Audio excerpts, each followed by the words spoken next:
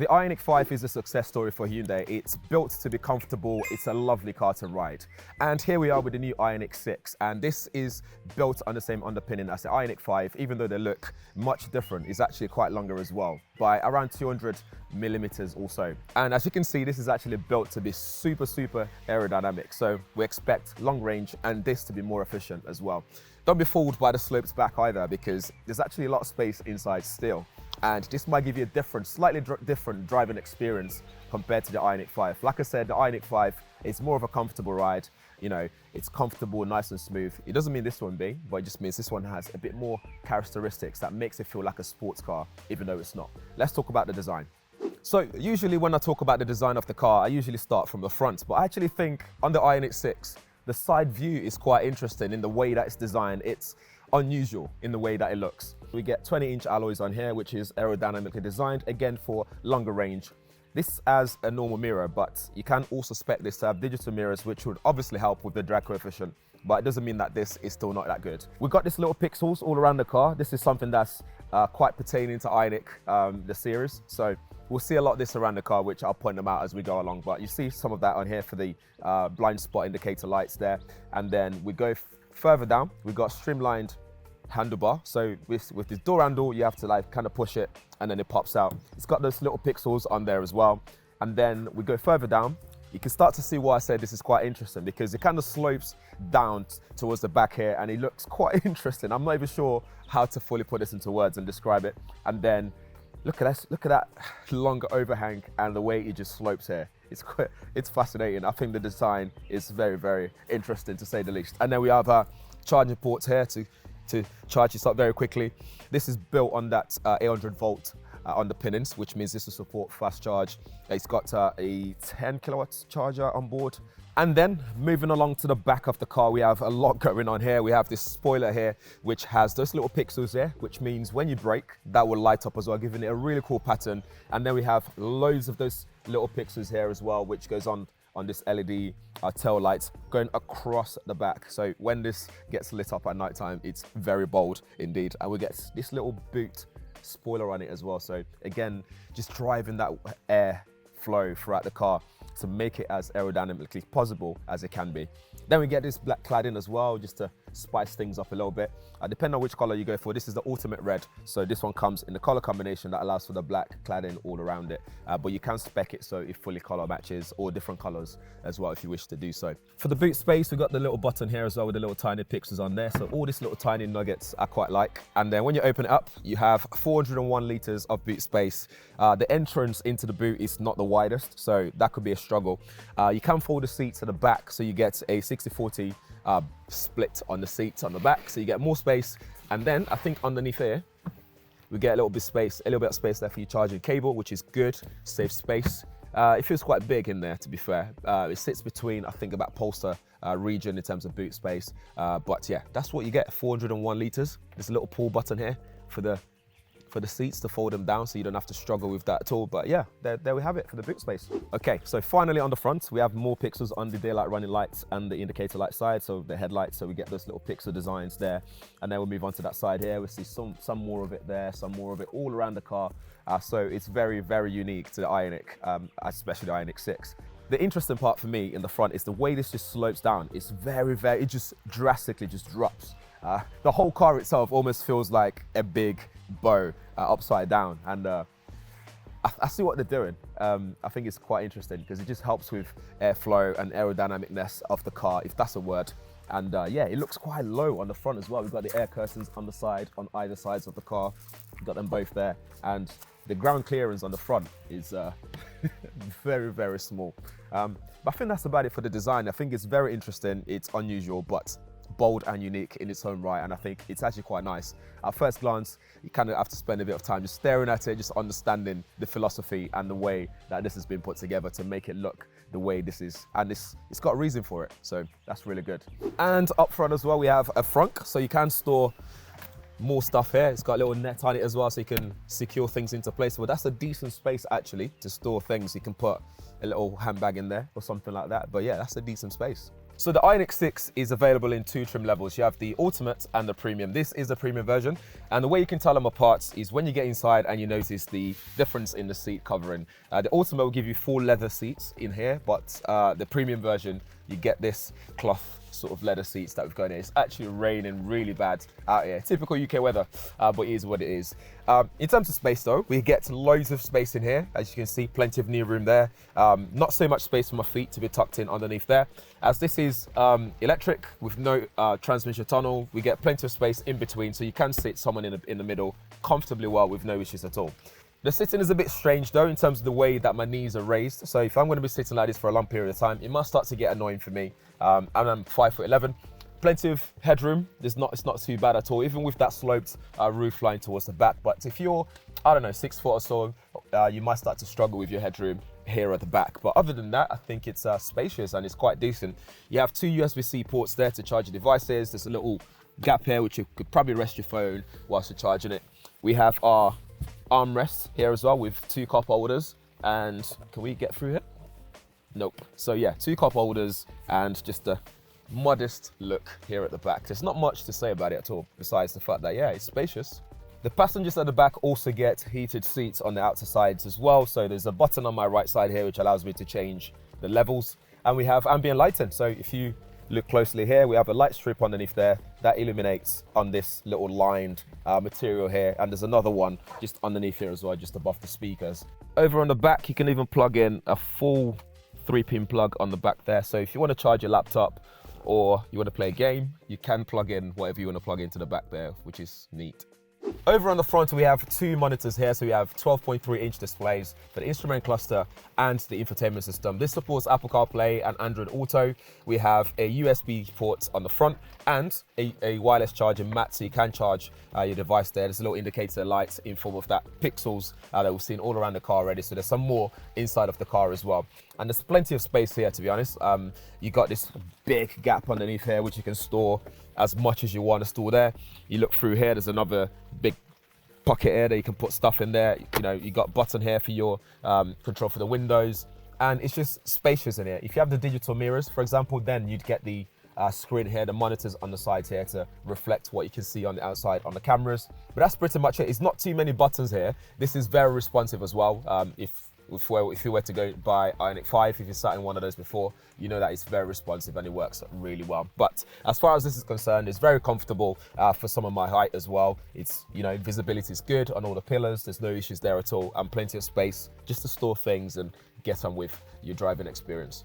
So on the infotainment system here, it's very responsive. Like I said, if you just scroll across, you can see how smooth that is. There's barely any lag that I can notice. We have our EV menu, which shows us all the information we need to know in terms of range and where the next charging point is and all that stuff. We also have vehicle to load as well, so you can charge other things in the car or outside of the car if you wish to do so. Then we have a map, navigation, the usual stuff, Apple CarPlay, because we've got an Apple phone currently connected onto the system here.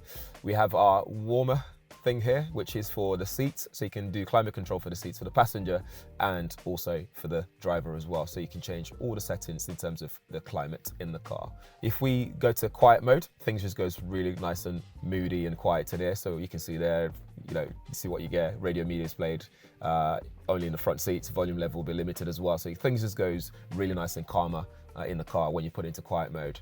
Go into settings, and we can change things like your sound settings, for example, so you can modify the premium sound system we have in here. But equalizer, if you know what you're doing, you can adjust things like your treble, mid-range and bass as per usual. We can also change the theme and layout, so tap in theme layouts. We can change the color tone, so if you want it to be white like so, or we can have it black or automatic depending on the environment and the lighting, so you can change all these little things and the themes and stuff like that. You can even change the cluster theme as well in terms of what it looks like, but you can link that to drive mode, so that way if it's in sports mode, for example, things will look a bit more sportier in terms of the color scheme and everything like that. In-vehicle settings is where we get a lot more options in terms of safety and all that stuff. So driver assistance settings are here, so we have driver convenience, so you can turn all these things off in terms of smart cruise control, including start and stop for you, which is very useful on the motorway.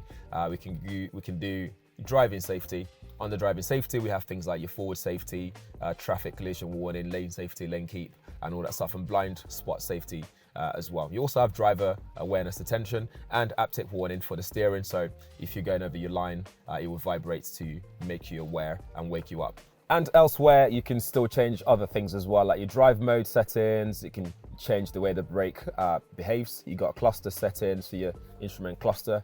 You've also got lighting settings, so you can change the ambient lighting in here to different colors and the brightness, or you can link it to drive mode as well. It's entirely up to you what you want to do with that. But if you do get one of these, or you're looking to get one of these, just have a play around with all the settings that you can do in the vehicle settings. But that's pretty much it, and I think that's not a bad thing. It's very, very straightforward. It's very simple to use. It's not overwhelming in terms of all the options that are there and settings and stuff like that, which you really don't want that at all. But that's pretty much it. Very simple, very easy to use, and very responsive as well. Blue Link, you have to subscribe to, but I think it might come with a subscription when you buy it. I'm not entirely sure, but yeah, that's something that you can subscribe to for live updates and data and all that kind of stuff. And below here, we have our buttons for climate control, things like media, navigation. We even have a favorite button, so you can set that to what you want it to do. And we also have our camera button here for parking. So for camera, so we can tap that to change different angles and see how close we are to the back over there as well. And in settings, you can see what options you have there as well. On the steering wheel, we have some buttons available. So we have our smart cruise control settings there, and our mode and media control and stuff like that. So we have a drive mode as well, so you can change it to different drive modes. And on here as well, we have this 4 dots, again, more pixels, and this will change colors depending on what you're doing. So for example, when you're charging the car, this will light up to let you know the charging status until it's fully charged. So that's pretty useful for a quick glance inside of the car. We have our paddle shift for energy recuperation, so you can change the different intensity to almost one pedal drive. Actually, I think you can actually one pedal drive in this. So you can change the settings as you wish to do so using that, and that will change on the screen on the instrument cluster to let you know as you press it as well.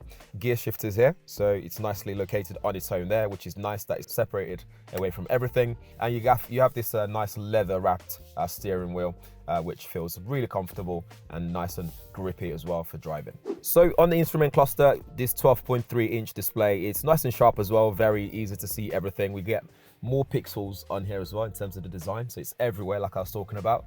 So if we change the drive mode from here, so eco, you see that whole thing changes, and then we go to normal, the whole thing changes again, and then you got sport to change the different things. And you can press and hold drive mode for snow, for example, but it's not snowing at the moment. It's just raining today. So you can change that. Back to the energy recuperation on that side where it says auto. As soon as I press it, you can see the intensity change as well on the paddle shift that we've got for it. So you can see how much you can actually have in terms of how intense it's going to be. Whichever mode you go on, it will tell you how much range you can get. So at the moment, the battery is actually 99% and I'm looking to do 324 miles on eco. If we go to normal, we can get 314 miles, which is a lot. And even in sport mode, we're still able to get 304 miles in terms of range here, which is good. Across the top, we can change what's on there as well. So if I press the menu button, you can see driver information, you can see sat nav stuff, info for tire pressure at the moment, but that will change as soon as you start driving. So as you can see there, you can change that to suit your driving preference, and it's very, very straightforward and very responsive as well.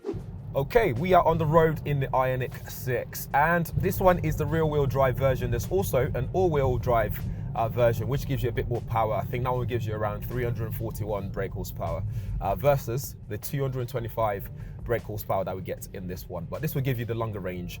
It's quoted for around 338 miles, but right now the battery is 98% and we are in eco mode and we're looking at 307 miles for that. If I go to normal mode, it would be 298 miles. So it's kind of off the quoted value, but all things considered, I think that's not too bad. You got heat pumps, so that's not going to affect you being nice and warm in the car in the winter. But with the weather and everything else, that's what affects the range that you can actually get on this one. 0 to 62 figures, you're looking at around 7.1 seconds.